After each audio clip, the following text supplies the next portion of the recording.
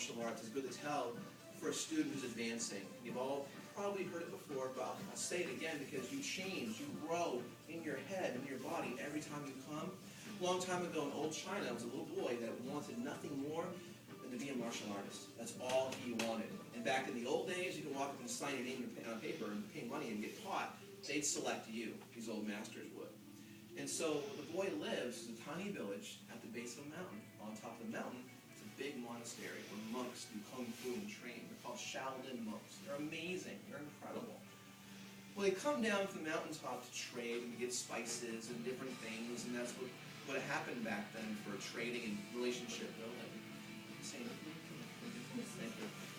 So they come down. The boy knows they're coming. He knows that you have to be selected. He's thinking, man, I gotta get their attention somehow. So down they come from the mountain, walking through the village. He's kicking, punching, screaming, making all kinds of noise. And the monks see him, like, wow, look at him.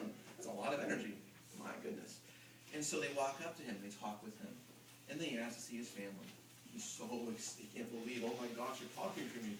This might actually happen.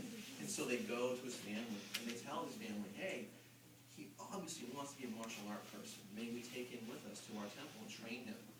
Sure, take him, the parents said. Different things back then. So they go, and the whole climb up the mountain, that boy can see himself flying through the air, smashing bricks, and doing amazing things he's always heard about. He can't wait to get started. They finally get to the mountaintop. Excuse me, the doors open. Big, huge wooden doors, boom, open up. And the abbot comes out. He's the one that runs the whole place. He comes out, and he sees the boy, and what a long mountain climb. He's tired. The abbot leans over and he says, are you ready to begin your training? Oh, yes, sir. Yes, sir, I'm ready. I can't wait. The abbot smiled and said, good, let's begin. Takes the boy down a long hallway. And back then there's no lights like we have. They had torches to light the way. And they come to a big empty room, except for three things. One large wooden barrel full of water, a small stool, large barrel full of water. That's all there is. And the abbot says, broken up story, abbot says, empty these barrels. All right, the boy said, pushes one, splash, goes the water. Number two, pushes that one, splash, goes the water. Okay, now what? Abbot smiled and said, that's not quite what I meant. Picks them back up, has the water refilled. He then puts the boy on the wooden bench, right there. And he says, now, at Shaolin, here's how we empty the barrels. Place your hand palm down above the water. Place your hand palm down above the water. Slap the water. The drop spilling over is how you'll empty the barrels. And he's like, okay. Trying to see how hard he'd have to hit that water, get his arm all the way down the barrel and have the water come up over the rim. That's a hard hit. So he does this every single day. Not for 1 month, not 2 months, but for 3 years. Can you imagine? 3 years, slap water, slap water, slap water, 3 years. That's all he does. And sweeping and cleaning, different things like that.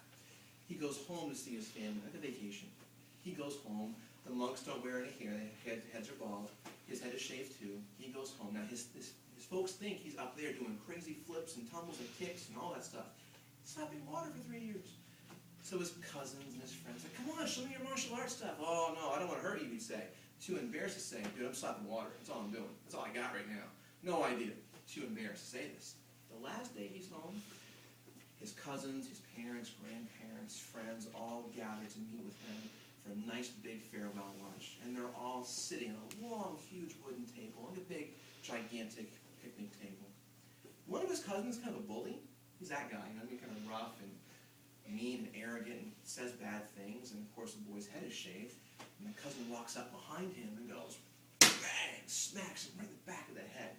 Get up, he said. Do something. I just smacked you in the head. Teach me something. What'd you learn? Come on, man, do something. The boy's had enough. His head hurts from that hit, right? He stands up, shakes it off, and says, what have I learned? Do you want to know what I've learned how to do? Do you want to see what I can do? Do you want to know what I've learned? I have learned absolutely nothing. Who here has been mad before? Oh, yeah. When you're angry, you express your anger, right? And that's what he does. He just takes his hand and he slaps that table to show, I'm really mad. Oh, nice. When he hit that table, Brogan, what happened? It sliced it. It went.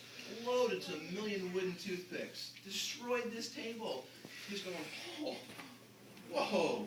He realized what the monks taught him was hardening his hands. It's called iron palm. It's a real discipline, okay? And the back, keep training. I tell this because when you come to the dojo, I know sometimes you're tired from school, kind of grouchy maybe. We've all been there. And sometimes coming to practice, it's like, oh, sensei, jab, cross, again, I can do this. I know you can. Master it. Never neglect your basics. Understood? Yes, sensei. You might feel like you're slapping water too, but trust me, trust the process, and you also will accomplish something amazing. Speaking of which, Miss Jamie, please come on up. I was just going to say, why are you really doing this? These are for the kids who don't listen very well. We listen. I know you do. By tradition, Miss Jamie reads certificates. Okay. Kanmai Bujutsu Martial Arts Association, the Edge Martial Arts Academy, hereby certifies Kolin Smith with the designation Yellow Belt, with all the rights and privileges thereto, having completed the body of study and demonstrated proficiency in the theoretical and technical application of the combat science of harmonizing energy. Signed by Master Michael Paul Chamberlain, 4th degree black belt. Certification date, February 7th, 2013.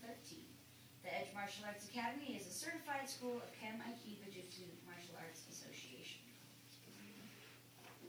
Face and say. Hands up. Again. Now, Colin, when you get home today, you take your white belt and a marker, and write on your belt your name and today's date, and hang that belt somewhere as a marker. I did this. Or leave it blank and give as a gift to someone you care about. Say, hey, I wore this for a long time. I'm wearing this one now. As a gift from me to you. Okay? Face and say.